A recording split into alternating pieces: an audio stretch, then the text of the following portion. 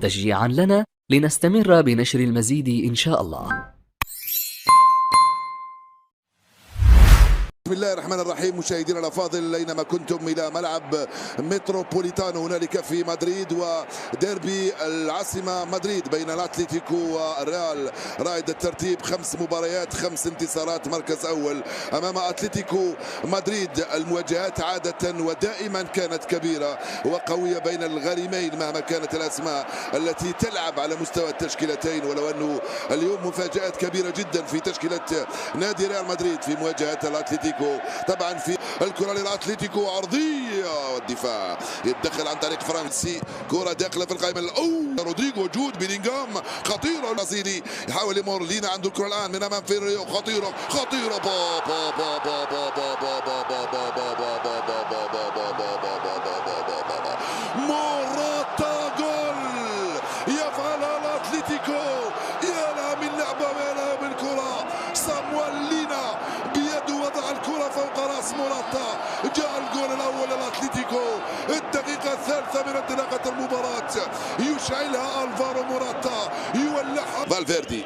تأتي الكره ناحيه رودرا، ناحيه روديجير لوكان، ضربه مرمى امام مولينا.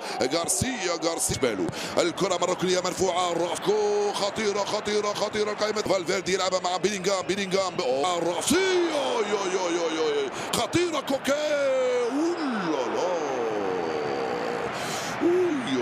كوكي وخوسيه خيمينيز كاد يسجل هذا. توني كروس والكرة سهلة بين أحضان يانو بلاك الحارس السلوفيني لنادي مدريد في الدوري. كامافينجا انطلق عنده الكرة الآن، كامافينجا والحكم يقول خطأ لصالح عناصر ريال مدريد. بعد هذا توني كروس صلبة يسدد كرة وتصطدم بالجدار وتروح مباشرة للركنية لصالح ريال مدريد. على اتلتيكو كرة خطيرة والتاسعة والعشرة فالفيردي ولوكاس فاسكيز مباشرة لصاول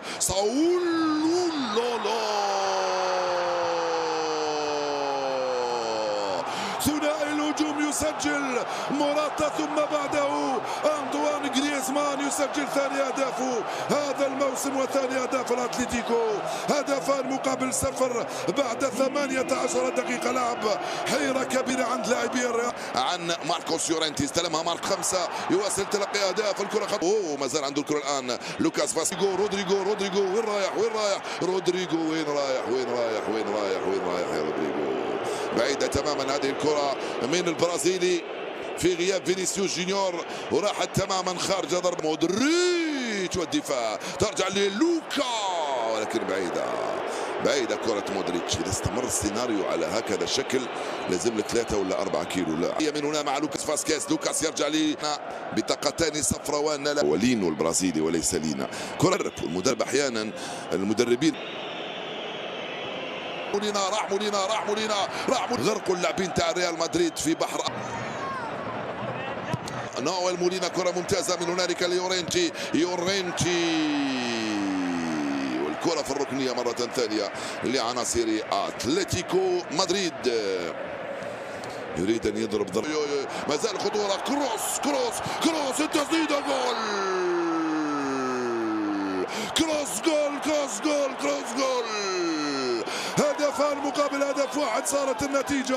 هذا هو الريال عندما يعود اللعبة على الجهة اليمنى. استلمها توني. عليكم ورحمة الله وبركاته. طلبة وطالبات الصف السادس الابتدائي، ده امتحان على السريع. بنبص عليه كده وبعد كده بنبدأ نحل واحد واحد. الامتحان طبعا زي ما انت شايف كده بسيط وسهل جدا، ويا رب تكونوا بخير، وتحياتي للجميع. ويلا كده نبدأ نرجع ونحل الأسئلة من الأول.